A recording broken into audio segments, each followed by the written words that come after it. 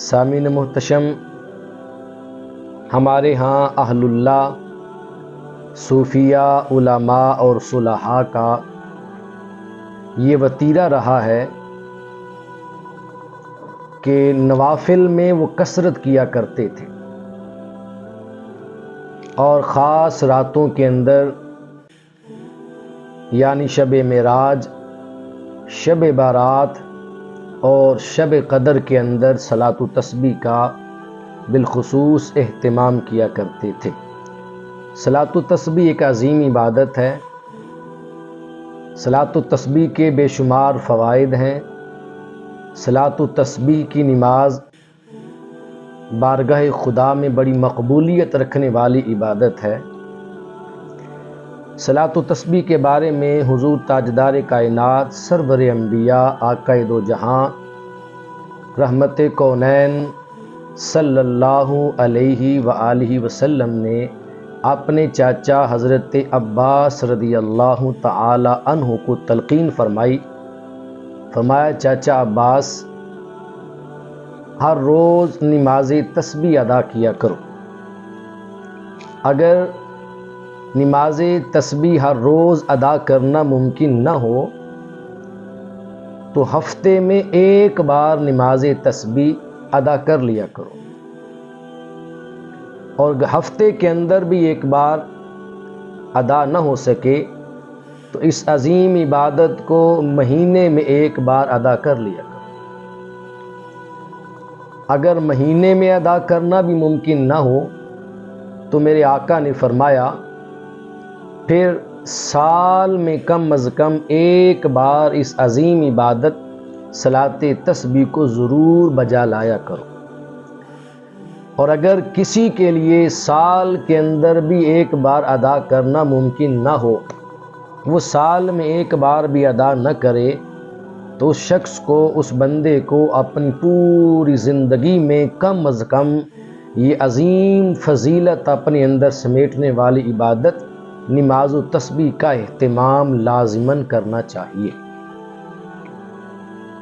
خود آقا دو جہاں صلی اللہ علیہ وآلہ وسلم نے نماز و تسبیح کی فضیلت کو اجاگر فرمایا ہے۔ میرے آقا صلی اللہ علیہ وسلم اس عظیم نماز اور عظیم عبادت کی فضیلت کے بیان میں خود اپنی زبان پاک سے ارشاد فرماتے ہیں کہ جو شخص اس عظیم عبادت کو بجا لاتا ہے، نماز و تسبیح کا اہتمام کرتا ہے، تو رب کائنات اس کے صغیرہ اور کبیرہ گناہوں کو بھی معاف فرماتا ہے۔ رب کائنات اس کے اگلے اور پچھلے گناہ، اس کے ظاہراً اور پوشیدہ گناہ، اس کے نئے اور پرانے گناہ، اور وہ جو بندہ مومن سے عمدن اور خطأً سرزد ہوئے ہیں وہ گناہ، اور بندے کے چھوٹے اور بڑے گناہ، تمام تر گناہوں کو رب کائنات اس عظیم عبادت صلاۃ و تسبیح کی ادائیگی کی وجہ سے اللہ پاک معاف فرما دیتا ہے۔ تو یہ بڑی عظیم عبادت ہے، اس کے اندر بڑے فوائد ہیں۔ ہر انسان کو کوشش کرنی چاہیے کہ صلاۃ و تسبیح کا زیادہ سے زیادہ اہتمام کیا کرے۔ یہ شعبان المعظم کا مقدس مہینہ ہے۔ اس ماہ مقدس میں ایک رات آتی ہے 15 شعبان المعظم کی۔ اس رات میں پاکستان میں بالخصوص اکثر مساجد کے اندر جو اہل سنت و جماعت کی ہیں، وہاں پر صلاۃ و تسبیح کا اہتمام کیا جاتا ہے۔ ہمیں کثرت کے ساتھ اس رات میں مساجد میں جا کر صلاۃ و تسبیح کی نماز میں شرکت کرنی چاہیے، تاکہ ہم اللہ کی بارگاہ سے ملنے والے اجر و ثواب کے حقدار بن سکیں۔ اب رہی بات صلاۃ و تسبیح کی ادائیگی کی، تو یاد رکھیں یہ نفلی عبادت ہے، اور نوافل کی نیت جیسے باقی نمازوں کے لیے کی جاتی ہے، ایسے ہی ان نوافل کی بھی آپ نیت کریں۔ 4 رکعت نوافل نماز تسبیح کی آپ نے نیت کر لی۔ یہ چیز ذہن نشین رکھیں کہ نماز تسبیح کی 4 رکعت کے اندر آپ نے 300 بار ایک خاص تسبیح کو پڑھنا ہے۔ وہ تسبیح کیا ہے؟ سبحان اللہ والحمد للہ ولا الہ الا اللہ واللہ اکبر۔ یہ 300 بار 4 رکعت کے اندر آپ نے مکمل فرمانی۔ اس کو ادا اس طریقے سے کرنا ہے، جب تکبیر تحریمہ آپ کہہ لیں اللہ اکبر، اب دونوں ہاتھوں کو اپنے ناف کے نیچے جیسے نماز میں باندھتے ہیں ویسے باندھ لیں۔ اس کے بعد ثنا پڑھیں گے، اور ثنا کے بعد تعوذ اور تسمیہ سے پہلے آپ 15 بار تسبیح پڑھیں گے، سبحان اللہ والحمد للہ ولا الہ الا اللہ واللہ اکبر۔ یہ تسبیح 15 بار سورہ فاتحہ سے پہلے اور ثنا کے بعد میں پڑھی جائے گی۔ اس کے بعد سورہ فاتحہ سے قرات شروع ہوگی۔ سورہ فاتحہ کی تلاوت کے بعد قرآن مقدس میں سے کہیں سے بھی 3 آیتیں تلاوت کریں، یا کوئی سورت ساتھ ملائیں، اور سورت کے ملانے کے بعد پھر حالت قیام میں ہی قرات کے بعد آپ 10 بار تسبیح پڑھیں گے، سبحان اللہ والحمد للہ ولا الہ الا اللہ واللہ اکبر۔ اس کے بعد رکوع کے لیے تکبیر کہی جائے گی، اللہ اکبر۔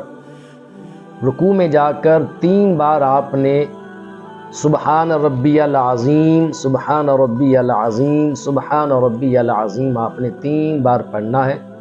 اس کے بعد پھر 10 بار رکوع کے اندر تسبیح پڑھیں گے، سبحان اللہ والحمد للہ ولا الہ الا اللہ واللہ اکبر۔ پھر سمی اللہ لمن حمدہ کہتے ہوئے رکوع سے سر اٹھائیں اور سیدھے کھڑے ہو جائیں۔ قوما کے اندر آپ نے 10 بار پھر تسبیح پڑھنی ہے، سبحان اللہ والحمد للہ ولا الہ الا اللہ واللہ اکبر۔ تسبیح 10 بار پڑھنے کے بعد پھر سجدے میں جانے کے لیے تکبیر کہیں، اللہ اکبر۔ اب سجدے میں جا کر 3 بار آپ پڑھیں، سبحان ربی العالی، سبحان ربی العالی، سبحان ربی العالی۔ اس کے بعد پھر 10 بار سجدے اول کے اندر آپ تسبیح پڑھیں گے۔ پہلا سجدہ مکمل کرنے کے بعد آپ تکبیر کہیں، اللہ اکبر۔ اب آپ بیٹھ جائیں۔ جلسہ کے اندر دونوں سجدوں کے درمیان آپ 10 بار پھر تسبیح پڑھیں، سبحان اللہ والحمد للہ ولا الہ الا اللہ واللہ اکبر۔ پھر دوسرے سجدے کے لیے تکبیر کہیں، اللہ اکبر۔ سجدے میں جا کر پھر 3 بار سبحان ربی العالی پڑھیں، اور اس کے بعد 10 بار پھر تسبیح پڑھیں، سبحان اللہ والحمد للہ ولا الہ الا اللہ واللہ اکبر۔ اس طرح 1 رکعت آپ کی مکمل ہو جائے گی، اور 1 رکعت میں 75 بار تسبیح پڑھی جائے گی۔ اب آپ دوسری رکعت کے لیے کھڑے ہوتے ہیں تو سورہ فاتحہ سے پہلے آپ پھر 15 بار تسبیح پڑھتے ہیں، سبحان اللہ والحمد للہ ولا الہ الا اللہ واللہ اکبر۔ پھر جیسے آپ نے پہلی رکعت کو ادا کیا ہے ویسے ہی اسی ترتیب کے ساتھ قرات کے بعد 10 مرتبہ تسبیح، پھر رکوع میں 10 بار تسبیح، پھر سجدہ اول میں، پھر جلسہ میں، اور پھر سجدہ دوم کے اندر تسبیح۔ جب دوسرے سجدے سے آپ سر اٹھائیں گے، تشہد کے لیے بیٹھیں گے، تو پھر آپ نے تسبیح نہیں پڑھنی، پھر آپ نے تشہد پڑھنا ہے۔ اس کے بعد درود ابراہیمی ہے اور دعائیں ہیں، یہ پڑھنے کے بعد آپ تیسری رکعت کے لیے کھڑے ہو جائیں گے۔ جیسے آپ نے پہلی 2 رکعتیں ادا فرمائی ہیں، اسی ترتیب کے ساتھ آپ نے تیسری بھی اور چوتھی رکعت بھی ادا کرنی ہے۔ ہر رکعت کے اندر 75 مرتبہ تسبیح پڑھی جائے گی۔ اس طرح 4 رکعتوں میں کل 300 بار تسبیح پڑھی جائے گی۔ جب یہ عظیم عبادت آپ ادا کر لیں گے تو پھر 2 زانوں بیٹھ کر اپنے رب کے حضور اپنے بازوؤں کو پھیلا کر، ہاتھوں کو اٹھا کر درود پاک پڑھتے ہوئے خالق کائنات کی بارگاہ میں اپنی التجائیں رکھیں، اپنے دکھڑے رکھیں، اپنے غم رکھیں، اپنے رب سے مانگیں، تو اس عظیم عبادت کے بعد اپنے رب کی بارگاہ میں جو دعا کریں گے، یقیناً میرا رب ہر دعا کو سنتا ہے اور وہ قبول فرمانے والا ہے، وہ آپ کی دعا ضرور قبول فرمائے گا۔